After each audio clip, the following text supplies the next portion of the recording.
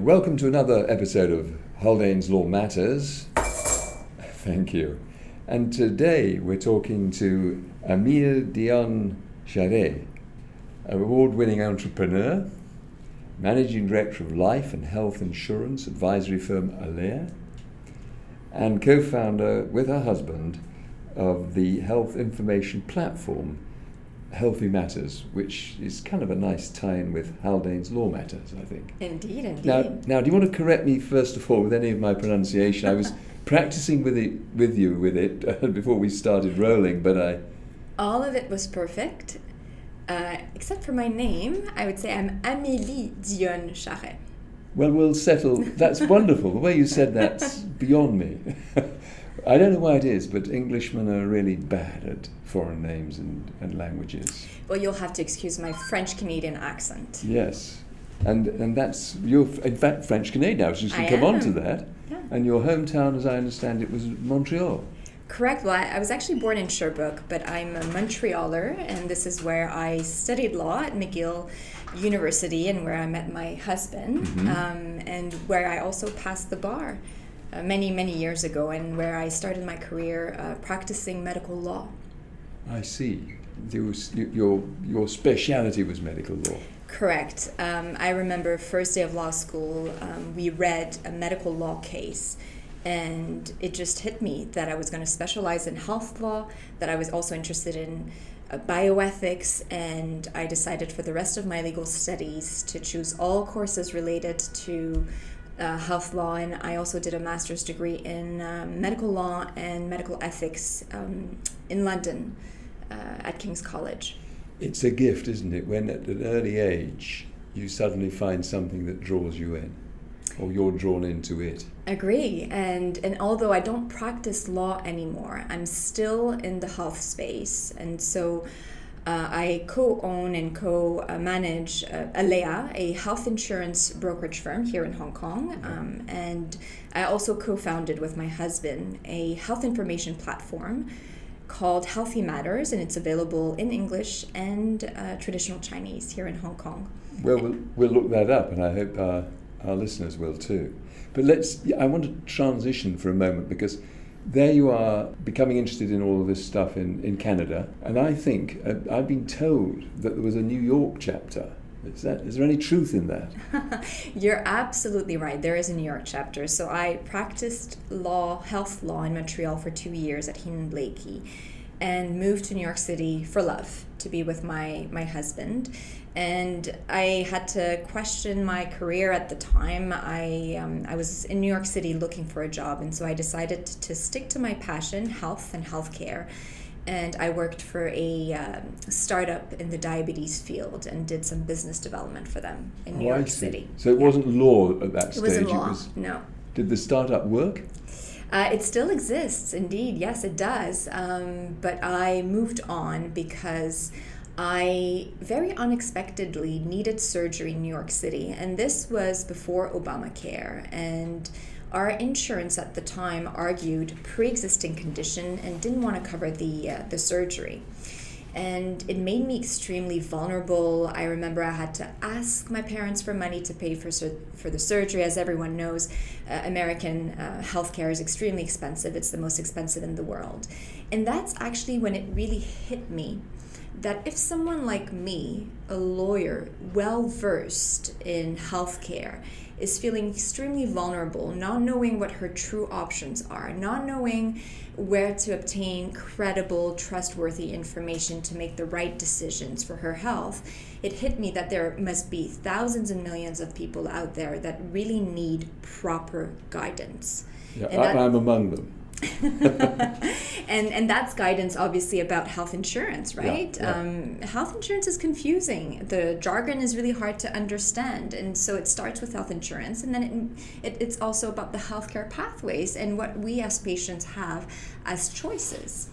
And so in New York City came the idea actually of, creating my own company and being able one day to provide that type of guidance and information to the public. So on the occasion in question, did the insurers escape? They didn't pay out? Well, so I'm a litigator by training, yes. and the litigator in me fought and fought, yes. and I was in the end reimbursed 80% of the sum. All right. And so I obviously argued that it was not pre-existing condition, yes. and that it was my right to be reimbursed based on the insurance contract I had with them. I should tell you, I have a friend who, when he retired from the publicly listed company that he was in charge of for many years, joined an insurance company and left them in 2 months. He said it was appalling, the way in which every single time there's a claim, the main task is to avoid it. Right, and I think this is an issue that we also see in Hong Kong, because with individual insurance, so personal insurance, you need to go through underwriting. So you need to declare in good faith all your medical conditions and your medical history. The insurance provider will come back and make a counter offer. We'll exclude this, or we will not cover this, etc., etc.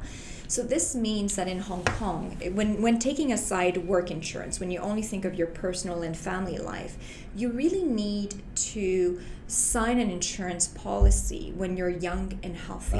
There's the trick, isn't it? That's the trick, because you can find yourself in a situation where you are not insurable. And what we see happening in Hong Kong is that people, especially if they have, well-paying jobs and really good benefits through work, they only rely on their work benefits. But there are two problems with that. One is you may quit or lose your job and not find similar benefits elsewhere, right? And the second thing is, the day you retire, if you don't have a plan B, an individual plan, you may find yourself non-insurable because of pre-existing condition that you have.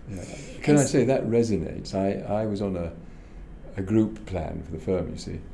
And when I turned 65, I was in a position where I decided it was well timed, a bit too late really, to change to my own personal insurance. And by the time I declared everything, they only insured my left foot. No,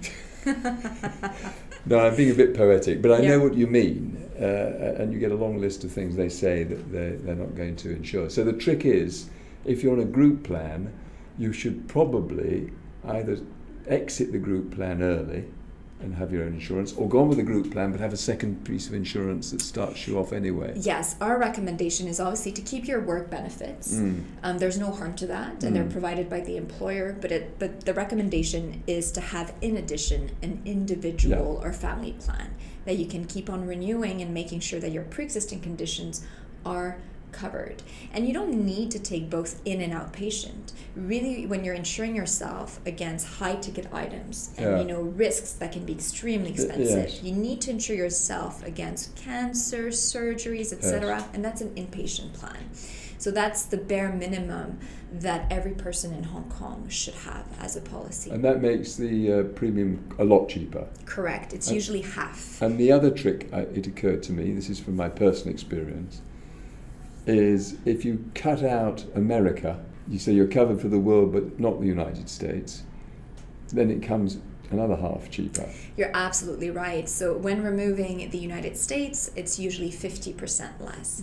Now, there is some benefit of having the United States, and I'm mentioning this because it just so happens that last year my son was diagnosed with a rare genetic disease. And obviously we don't wish anyone to have rare issues, but if you are confronted to having a rare disease or rare condition, there is a benefit to having the United States. In my son's case, for instance, the best child expert is at the Philadelphia Children's Hospital.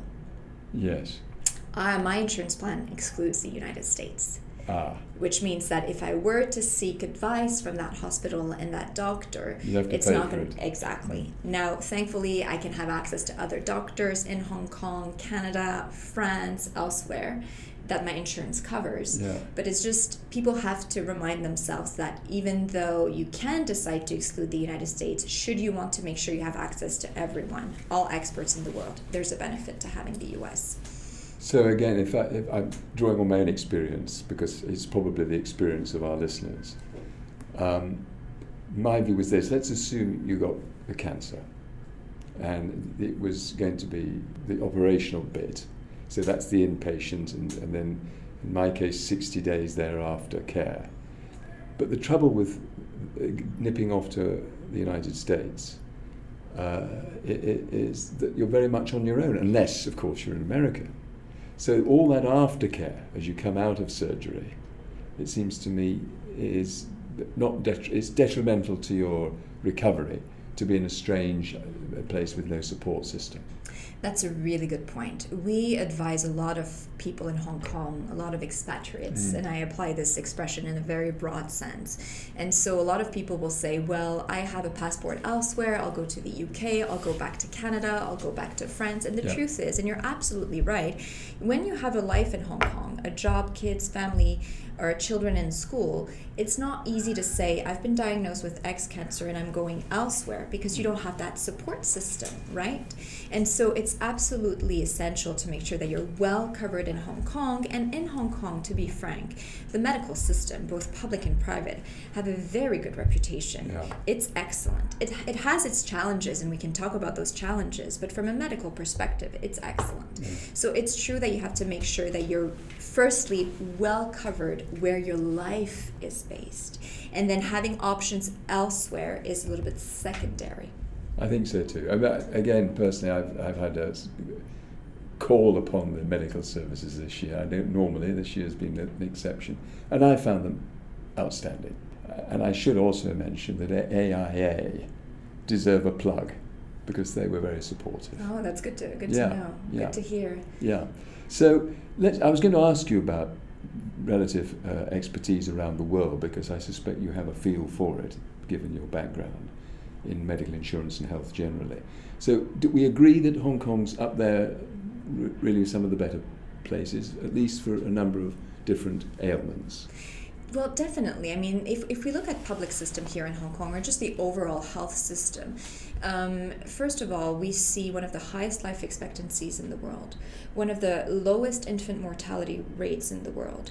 Only 6% of the GDP is spent on healthcare, when comparing to 15% in the US or 11% in Europe.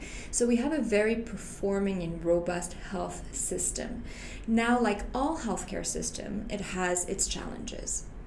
When talking about the public health system here in Hong Kong, as we know, and we're reading this in the media every day, it's overstretched, it's overcrowded, and it's understaffed. As a patient, really the question you have to ask yourself is, should I be diagnosed with something serious? Example, cancer. Yep. Am I better off going public or private? And sometimes it's public for that particular type of cancer, but sometimes it's actually private, because the waiting time in private sector is much, much shorter. So now if we take the private sector in Hong Kong, it's the second most expensive after the United States, okay? It's run like a business, but you have access to... Can I say it's not run like a business, it's a business. It's a business, right. You're absolutely right. It's a business. Yeah. But one of the key advantages of that business is that you can actually see your doctor, your GP, your specialist instantly. Yeah. Quite often, on the same day that you've required the appointment, or the day after. And when you look at waiting times and access to GPs elsewhere in the world, Canada, France, this is just such a luxury. There are not enough GPs in Canada, for instance, or what they call family doctors. People have to wait years to have access to family doctor, and they don't have any other options. Whereas in Hong Kong, you can see a doctor on the day you want to see a doctor. So that's one of the key advantages. Yeah. In addition to having choice. So this is a behavior that we've noticed in Hong Kong, is that people shop around for doctors, actually. Yes. Sometimes they have 3 GPs. And many parents, for instance, have 3 pediatricians. Yes. So there's also the choice that you have in Hong Kong, and that's also a luxury of the private sector. And the better hospitals are well equipped. The better hospitals are well equipped, and then it's hard for me to get into the details, because one, I'm not an expert on that aspect, and also it varies greatly depending on the specialty and subspecialty and I know that we've just got our first proton machine up and running. Yes. For treatment of cancer. And that's a big plus for those that need it, because you'll probably know that the difference between ordinary radiation and proton is that proton attacks light radiation, the cells that are damaged, but it doesn't damage the cells around it. It doesn't pass right the way through the body. Yeah. And I know that that's cost huge sums of money to put in place. It's just up and running within the last couple of months, so it's very topical at the moment. Very topical, and this is an example of the things that drive medical inflation rates. Yes. So in addition to knowing the cost of private sector or private insurance, what people have to keep in mind is that medical costs increase every year. In health inflation, medical cost inflation is higher than general inflation. So in Hong Kong for the past decade, if I'm not making any mistake, inflation is between 8 to 10% in the medical industry. Per annum. Yeah. And that's driven by multiple things, including more sophisticated equipment, right? That is very expensive. Yeah. But also the fact that our societies are living longer, but not necessarily healthier. More and more people have chronic conditions, right? And are seeking medical care for it. And obviously that has a cost. Yes. So how does one then choose the insurance company sensibly? And can I just put that in context? And I may be wrong about this, so please tell me if I am. My understanding is, despite many of the flaws of the American system, which we could spend many hours talking about, they do apparently have a policy whereby insurers can't throw out the insured once they've taken them on. In other words, you won't be told you're too old, we're not going to renew the contract, or you've claimed too often, we're not going to insure you in future. So it's not they don't have that right. You're a tenant for life with the insurance company as far as your cover is concerned, if it's an insurer based in the United States. Is that right or wrong? So it's a very interesting comment for Hong Kong, because it's a little bit tricky.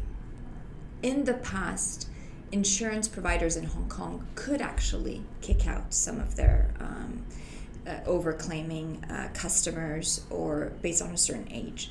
Today, the vast majority of the health insurance contracts that we see don't allow that to happen, right? So it's renewal for life. Yeah. Until you pass away, which is great, which is what we want for consumers, and which is what you want for yourself. It's morally correct. It's morally correct, and it allows people to truly, invest in a plan for many, many years and decades ahead.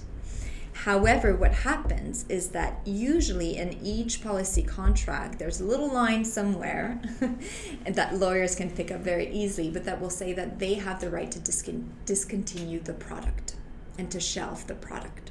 And so what we've seen in Hong Kong is people being on a policy for 10 years, and then the product is being shelved, okay? And the insurance provider then makes a decision whether they decide to renew that particular product for the people who onboarded already, right, and just not sell it anymore. In that scenario, our consumers are protected, okay? Or they can decide to say, well, look, we're stopping and we're shelving this, and we're actually not even renewing. And we faced this issue with multiple clients of ours in the past, I would say, decade, because a lot of insurance providers have decided to stop some of their products they were losing money on, and therefore their clients had to find a new insurance plan at an age where they already had pre-existing conditions, or they were already diagnosed with something, and they had to go through underwriting again and found themselves facing exclusions, surcharges, or just not being covered. Was there a remedy for that?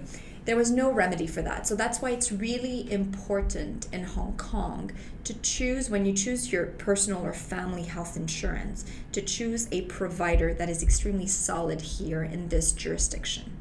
We've seen over the years a lot of IPMI providers come in and out, and you really have to make sure that you're choosing a solid health insurance provider.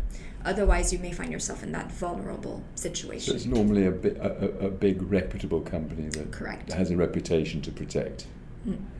And I, again, this is a personal question, which I hope is relevant to others. When I was requiring some insurance in Spain so that I could obtain a golden visa there to get over the nonsense of Brexit, as part of the deal to having the golden visa, a Spanish golden visa, which is applicable to the whole of the EU, they wanted me to have a locally based insurance policy. And I was interested to find that I could get one at a reasonable price, and they asked no questions whatsoever about my health.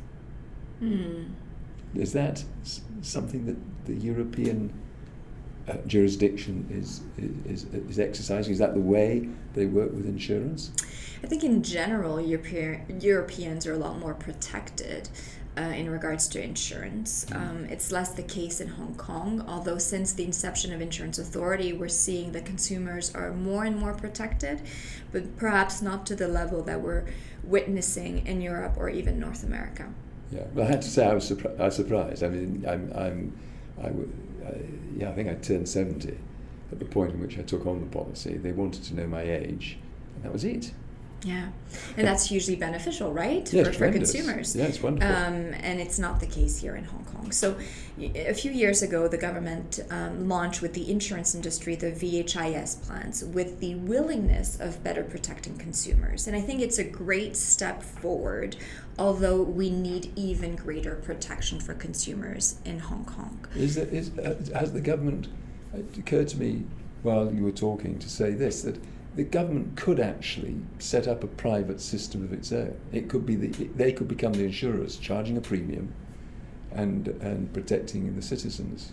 Yes, that would be a good platform. That would be a good thing, or making insurance mandatory, like in other countries. Yes. In the United States, it's mandatory. That's sort of basically Obamacare, isn't it? Exactly, Obamacare in the United States, or if you take the example of Switzerland with La Malle, it's mandatory, because if you make it mandatory, then instantly your pool of people who are being insured is much wider, and therefore you mitigate the risks a lot more, and therefore you can afford, or the insurance companies could afford, covering pre-existing conditions or just offering better terms.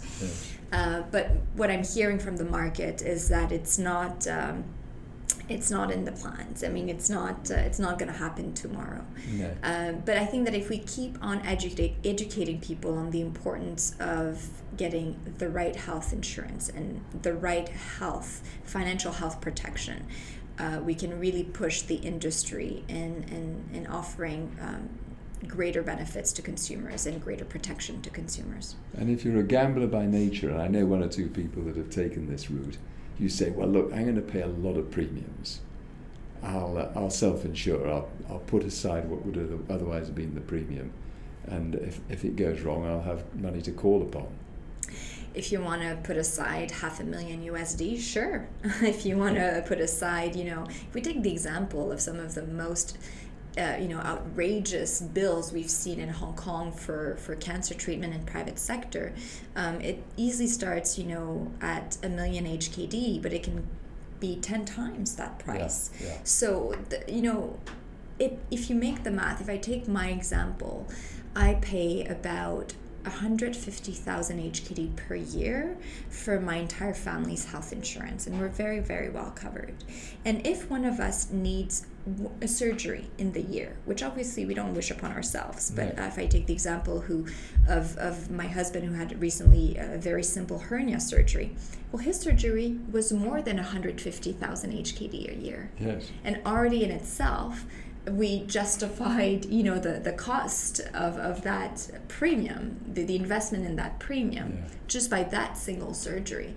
So you make the math between what you pay annually, but what it would cost you out of pocket to pay the surgeries or other things, and it makes, in my opinion, total sense. I'm with you, by the way. I agree that people should, if they can afford the premiums, they should insure privately. Yeah. It gives a lot of comfort in times of need. And also, you don't have to pay these amount up front, right? Now insurance providers pay the hospital directly. It's what we call a letter of guarantee, or GOP. Yes. And that's also something that every consumer should look into, making sure that your insurance provider can do that for you in Hong Kong. And if they can, it means that you're under a robust plan. And if they cannot, then I would question the benefits, or I would question the insurance provider. And occasionally, of course, the moment comes when you need to be put into hospital as an emergency, and there's not the opportunity to run it past the insurers and say, are we okay? Right. And really the only thing you can do then is keep them informed as quickly as possible and explain why you're going to be calling on them to pay out in You're due course. absolutely right. I mean, I can tell you have experience. You're absolutely right. If you end up in a private hospital in Hong Kong and haven't had the time to secure a GOP with your insurance provider, you communicate with them as quickly as possible so they're informed, and then by the end of your hospital stay, you can actually take up the bill. And if you end up in public sector, which is the case for any life-threatening emergencies, right? Yes. It's mainly public sector in Hong Kong and A&Es that handle life-threatening emergencies, then you don't have to pay much, because as we know, admission to an A&E in Hong Kong is only 180 HKD. Yes. And you can pay with your octopus. So These are two. There's an option. That there, exactly. Two different worlds. And I don't. This is another thought that I had, that if you're going to have some problems which need surgery, maybe you're going to be in hospital for a week or two. The public hospitals, the Prince of Wales and Queen Mary, teaching hospitals, they've got affiliations with the university. They've got arrangements which the university and the government have come into jointly. They fix the fees, and they have some of the best doctors, the professors, who are looking after the patients in the private wings of those hospitals. And that, I think, is a very good option indeed, because that's the one section that takes out the comment we made earlier, which is that private medicine works as a business. Mm. That's a quasi-business. An arrangement between the government, the hospital, and the universities. Yes, and these are two very, very strong hospitals, teaching hospitals, as you said. And something that few people are aware of is that even within public hospitals, there are private wings. Yeah.